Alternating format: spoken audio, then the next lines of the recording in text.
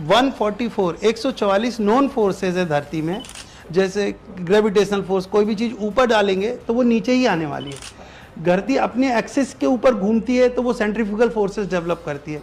धरती जब सूर्य के चारों तरफ घूमती है तो एक्सेंट्रिक फोर्सेस डेवलप करती है। ऐसे एक एक करके यदि हम देखें तो 144 फोर्स जो अभी तक जानकारी में आ चुके हैं, और नई नई रिसर्च होती रहती है, नए नए फोर्स आते रहते हैं।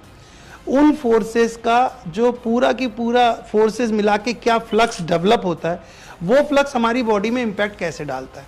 अब इसको समझने के लिए हमको हमारा ह्यूमन स्ट्रक्चर समझना पड़ेगा कि ह्यूमन एनाटॉमी क्या होती है और बिल्डिंग एनाटॉमी क्या होती है। पहले एनाटॉमी समझना पड़ेगा। जो ह्यूमन एनाटॉमी है या जो शरीर है, मानव संरचना, वो बोन्स, मसल्स और ब्लड से मिलके बनी है। बोन्स, मसल्स और ब्लड को फॉर्मेशन के लिए जो बेसिक कंपोजिशन होता है, calcium, magnesium, phosphorus, sodium, potassium.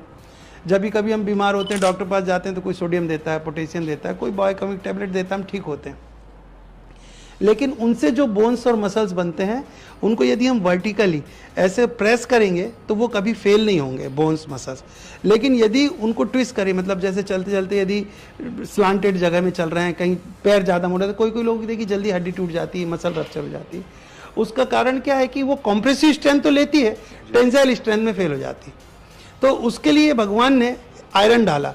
तो बोन डेंसिटी, जब आयरन कंटेंट इन बोन हम लोग चेक करते हैं, मसल्स में आयरन कंटेंट देखते हैं, ब्लड में आरबीसी काउंट के रूप में आयरन कंटेंट होता है। अब देखिए कभी एक्सीडेंट होते हैं तो कोई डॉक्टर कभी आदमी की हड्डियों पे ज़्यादा ध्यान नहीं देते, वो लकड़ी बांध देते हैं सब। इसमें ब्लड यदि निकल गया तो पहले ब्लड इन्फ्यूज़ करते हैं, क्योंकि यदि आरबीसी काउंट्स निकल कर कोमा में गया तो उसको लाना मुश्किल होता है। बिल्कुल सेम वे कि ये हमारा टेंसाइल स्ट्रेंथ जब दिया भगवान ने, तो बोन्स, मसल्स और ब्लड के अंदर, कि अब यदि वो स्विंग करें या हिलेंगे तो कुछ नहीं होगा और वो टेंसाइल स्ट्रेंथ देंगे। बिल्कुल सेम जैसे बिल्डिंग में स्ट्रक्चर जब बनते हैं तो वो बनते सीमेंट, सैंड, एग्रीगेट, ब्रिक्स से मिला के। जो यदि ऊपर और नीचे से स्ट्रक्चर को कंप्रेस करेंगे तो वो कंप्रेसिव स्ट्रेंथ पे फेल नहीं होंगे, लेकिन भूकंप आएगा, तेज हवाएं चलेंगी तो वो स्ट्रक्चर हिलेंगे और कोलैप्स हो जाएंगे। तो इसके लिए साइंटिस्ट लोगों ने निकाला कि इसमें रिइंफोर्समेंट डालते हैं, स्टील के सरिये डालते हैं। वो स्टील के सरिये बिल्डिंग को अलाउ करते हैं कि वो थोड़ा स्विंग कर सकती है, कोलैप्स नहीं होंगी। तो ह्यूमन स्ट्रक्चर और सिविल स्ट्रक्चर को यदि हम दोनों को कोरिलेट करें तो इनमें फोर्सेस पूरे धरती से ही आते हैं और वही ह्यूमन के संचालन का मुख्य कार्य करते हैं।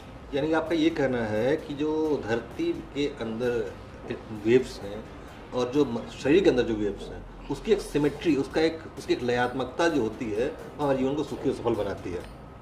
जी, ये एकदम सही बोल रहे हैं।